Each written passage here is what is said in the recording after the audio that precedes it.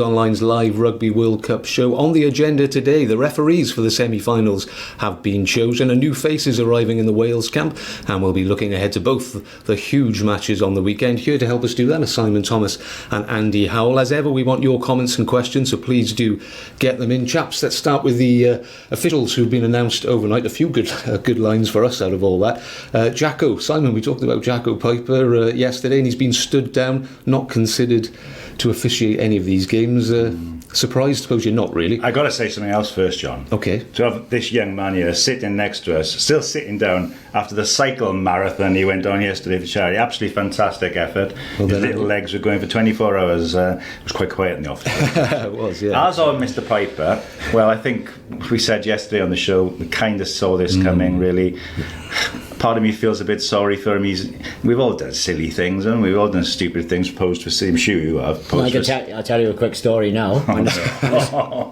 Is it a quick story? Yeah. Out in Paris, the Scarlets, and the Scarlets fans tried to put me in a Scarlets jersey, and they were all singing "Andy's a Scarlet." But obviously, unlike Jacko Piper, I had to fight off their advances because I knew I had to be neutral. Yeah. It's like we said yesterday, isn't it? The equivalent would be Aaron Roland posing with some French fans pretending to do a tip tackle 8 years ago. I think Piper's admitted that he shouldn't have done it. The action's been taken, and I guess that's probably the end of his tournament, realistically. So we now know the people who are going to do the semi-finals. Indeed. And Nigel Owens has got that England-New Zealand game, which I think we're a little bit surprised about, seeing as he'd had New Zealand in the quarterfinals. We thought maybe it might be over for him in terms of big games. Are you surprised that Nigel's got that one? No, not because it's they've stressed the decisions have been based on how referees have performed in during the World Cup and the criteria. So Nigel has obviously his performances have warranted a semi-final appearance, so that's why he's got this gig. Of course, he's in a no-win situation because England fans will be some England fans will be unhappy. He's refereeing this match, whereas I would have thought maybe some of the All Blacks fans will be the happier people. So as a referee, as Jacko Piper's found out, you're in a no-win situation. I mean, fair play to Nigel. He's gone out there as his last World Cup. He's done the World Cup final last time. It might have been viewed like he's there to help other officials along, get the odd game here and there. The younger refs would perhaps come through, but fair play. He's at a quarter-final, he's at a semi-final, and if Wales don't get to the final, and I think, particularly if England get to the final, because I think people are looking at those semi-finals and saying, well, Wayne Barnes is an assistant for one of them. If England don't get to the final, you'd think Wayne Barnes would probably be the favourite. But if England did get to the final, if it was an England against South Africa final, I think you'd have to say Nigel's got a very good chance. Yeah, but Wayne Barnes hasn't got a semi-final. But he could be refereeing the Wales. He hasn't got it on the criteria later because his performances haven't been good enough yet. Is it not the case historically that you quite often see the case where a World Cup finalist hasn't done a semi-final? I need to go through those, but are they almost like keeping him reserved? Obviously, it's a gamble because England could get there, isn't there? But I still think that based on what they said in our press release, no, they're doing it on performances. So you think Garces or Nigel are like front runners? Well, at the moment, yeah, unless they have a stinker this weekend. I mean, Barnes did, I think, make an error in that game. So that's where he disallowed Damien Delandis' try for a double move and looked to me like he wasn't held. So, Nigel's done really well. Finally on Nigel, I thought he was absolutely fantastic in that Ireland match when the ball came off the player's head and the arm and all, and how he went through that and talked through it. It was just fantastic for the listener. Clarity. Good communicator, isn't he? Yeah. Well, and very briefly then, Mr. Garces for Wales. I think that's okay. I see people already saying, he lets anything go to breakdown, which actually I think does suit Wales. I think he's a decent referee. He's quite a good communicator. Again, he'll listen to captains. And Wales got a pretty good record under him, so that's always a nice sign. I had Northern Hemisphere referee. I think you've got North against South match, and you've got a Northern Hemisphere referee. Where our players will probably be more used to him. Yeah, I said that a lot of South African players play in the Northern Hemisphere. They do. Yeah. Okay. Plenty more to come from these two young fellas. Meanwhile, Matthew Southcombe, our man in Japan, has been at the press conference overnight at the Wales camp, and here's what he had to say when I caught up with him earlier. Good afternoon, Matthew. Good to speak to you. Let's start then with the big news of the past 24 hours or so. Owen Lane called up to the squad after Josh Navidi's injury. Is he there yet, Matt? And what's the kind of explanation for why they've gone for him? We think he was due to arrive this afternoon out here in Japan, so he should be there or thereabouts the team hotel by now here in Tokyo. We're not really much clearer on what the thinking is behind his call-up. Obviously, you lose a back rower and call up a winger, and it looks a little bit unusual on the surface, but the thinking, I think, is obviously they've still got 5 fit back rowers out here in Japan, and then you start looking at other areas of the squad that are perhaps a little bit weak or vulnerable at the moment, and straight away you think of the centres. You've obviously got Jonathan Davis with that knee injury, and Hadley Parks has been carrying a bit of a shoulder knock as well. So you would have thought they need reinforcements there. So the obvious choice then would be, of course, Scott Williams. He's played at 2 World Cups in the past and is a very good centre in his own right, but hasn't played a lot of rugby in the last 12 months, obviously with a hamstring and a back injury in there, really hampering his last season. So they've called up Owen Lane. I guess the thinking is that George North could perhaps cover that outside centre channel. He's not perhaps as strong there as he is on the wing, but I guess that's maybe their thinking. We did ask Shaun Edwards about it at the press conference today, but we didn't get much back from him. He directed us in Warren Gatland's direction and said, ask the boss, it was his decision. So we're not really quite certain yet what Wales' thinking is behind it, though. Shaun Edwards did say he's a very good character to have around the group. They were very impressed with Owen Lane during the summer months, and he said, we've been out here 6 weeks and we need a bit of life perhaps injected into the camp, and the suggestion is Owen Lane's got some great banter as well that will go down well off the field. But in terms of the mechanics and how the squad is going to look and benefit perhaps from this move, we're still a little bit unclear on that, and hopefully we'll get some more answers in the coming days. Yeah, okay. You mentioned Jonathan Davis and all that. Obviously he's the big injury worry ahead of the weekend. I know you've been to training today. What's the situation there? Was he training with the rest of the squad? Yeah, so we were at training today. It was a very light session for the squad. I think it was their first one back after the France game, and then obviously the travel day yesterday up to Tokyo. So it wasn't a normal training session. Jonathan Davis was not training with the rest of the players. He was on his own with one of the medics, Prav Mathema here, just doing similar things to what we saw from him last week, just testing out that knee, probably looking a little bit more dynamic, doing a bit of rolling around on the floor, getting up, some high knee stuff, some changing direction. Still obviously trying to get comfortable with that knee. There's a lot of strapping on that left leg, and really we're sort of none the wiser in terms of where he is in his progression towards being fit potentially to face South Africa this coming weekend. So he wasn't training with the rest of the group. He was on his own still, and doing very similar things to what he was doing last week down in Oita. Yeah, okay. Shaun Edwards has been speaking to you guys overnight, our time. What's he had to say about Wales' defensive issues perhaps at the minute? 27 more missed tackles on the weekend. I think over 100 for the tournament so far. Is he concerned?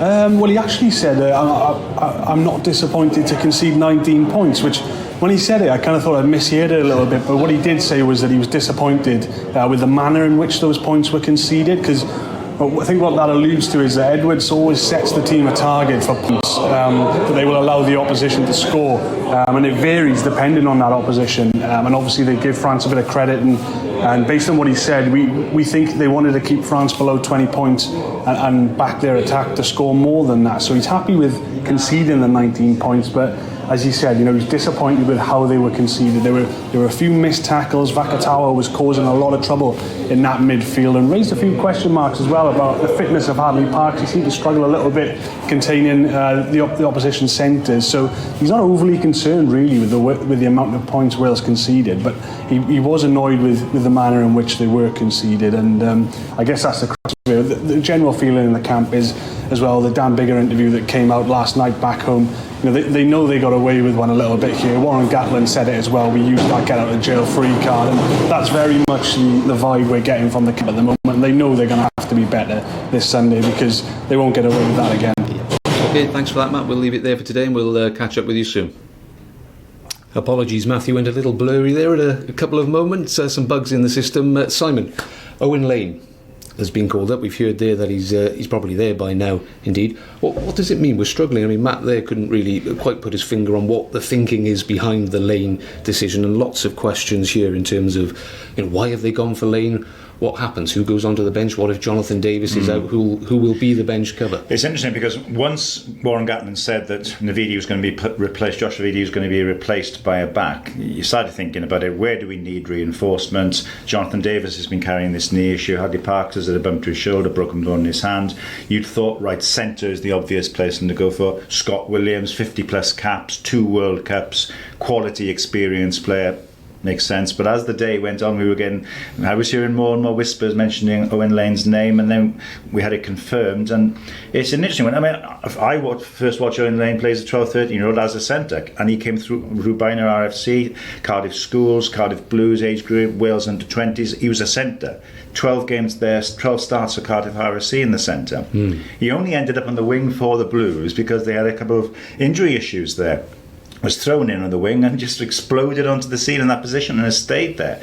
So what I'm saying is he is someone who's got a lot of experience in the centre, and if you put him in there, it wouldn't be alien to him. But for your first game, it's in the centre at senior level, to be in a World Cup semi-final or even a final, it's an interesting one. To me, it says that they're probably confident that Jonathan Davis is going to make it. Do you think that maybe, Andy, is what the situation is? Yeah, they're going to take a punt with Jonathan Davis, aren't they? If he's right or near right, he's bound to play in this match. We'll see when he wants to play himself. But what's interesting with Lane, could Lane go over there and be put straight in the team instead of George North? We've had mixed messages on all this, but one of the suggestions we have had from the Wales camp is that Lane isn't really there as a centre replacement. That's not what they're considering, which suggests George North is the only other option. Well, as I say, Owen's just never played there at professional level. He's only ever played there at age grade and semi-pro, so it would be a huge ask. So it seems like he's going over there as a wing cover, Yeah, I would imagine Wales, though,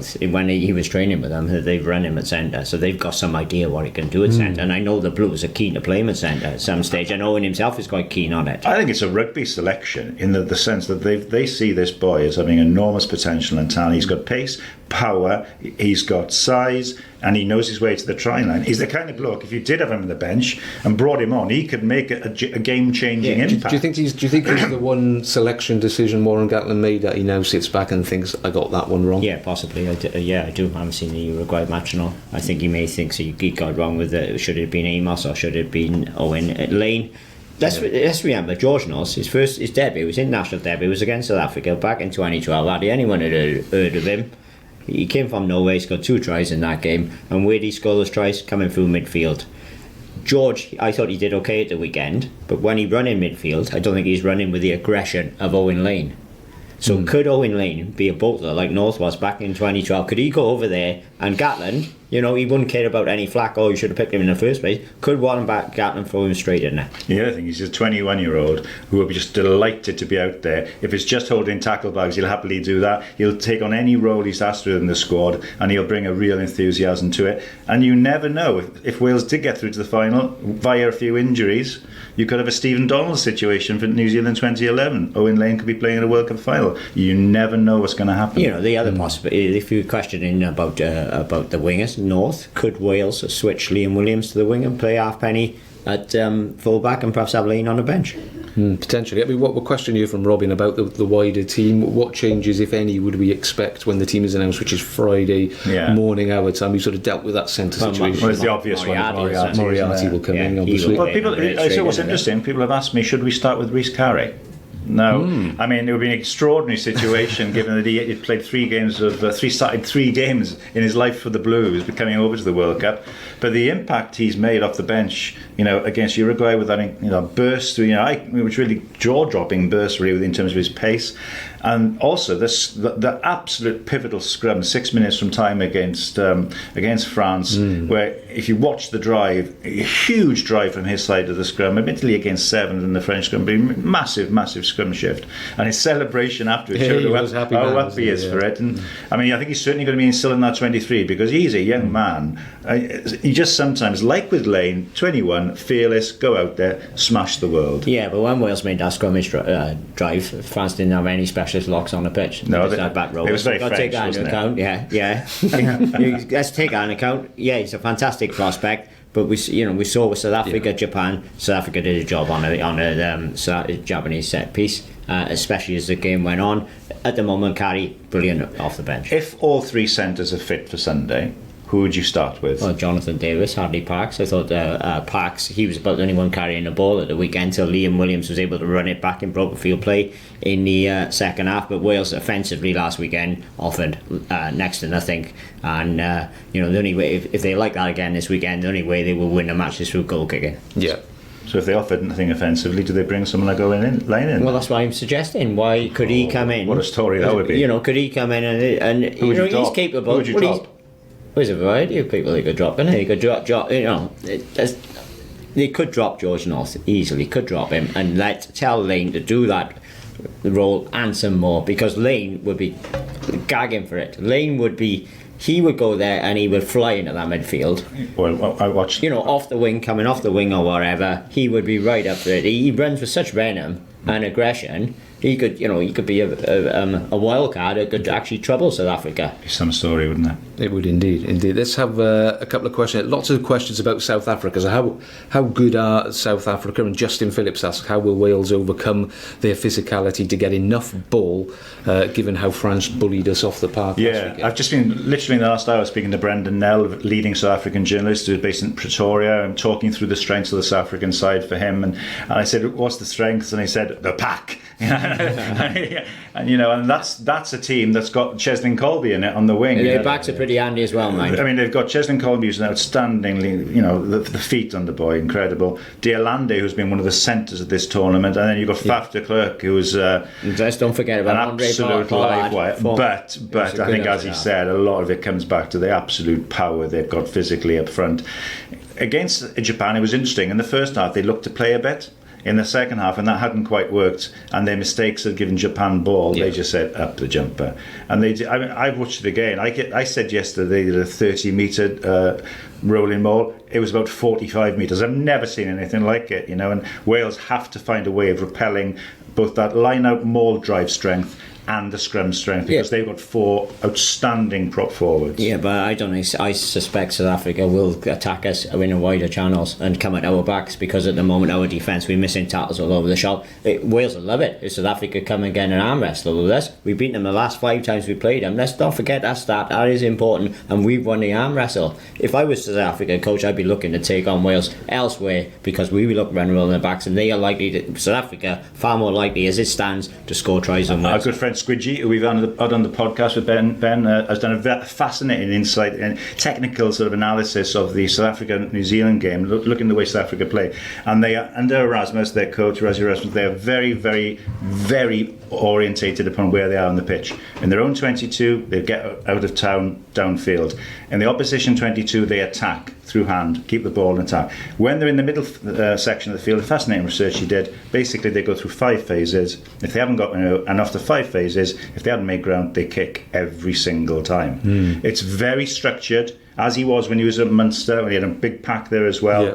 He's a very, very good organised coach, but he's coming up against some very, very good organised coaches as well. It's going to be a fascinating tactical battle. It will indeed. Okay, before we finish, because we're going on, let's try and whiz through a few questions. Andy Davis asks, is it just me, or is the offside rule being afforded a certain amount of flexibility by referees in this tournament? Certain amount of flexibility. I think the rules about offside should be changed, especially at scrums. The back should be at least 5 metres away, or like line-outs, 10 metres.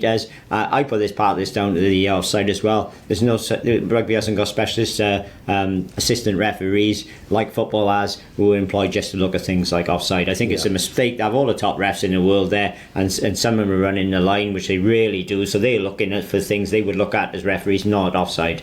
Very often in the Wales France game at the weekend, there were times when the French were almost alongside our players. They were far offside. Yeah. Okay. One here from it's just come in from Simi Harris, who says, "Do we make enough meters when going forward? Are South Africa too strong for us to break?" Do you think we aren't making. I mean, Jake Ball, he was our main carrier. He did 11 carries, put absolutely everything into it. And I think we made about 11 meters. He's making a yard every time, and he's taking real power. Yeah. But I mean, Hadi Parks would be the other carrier. But the bottom line is, we're not that big. We ain't that big. That's where you need creativity and finesse, which Wales are lacking at the minute.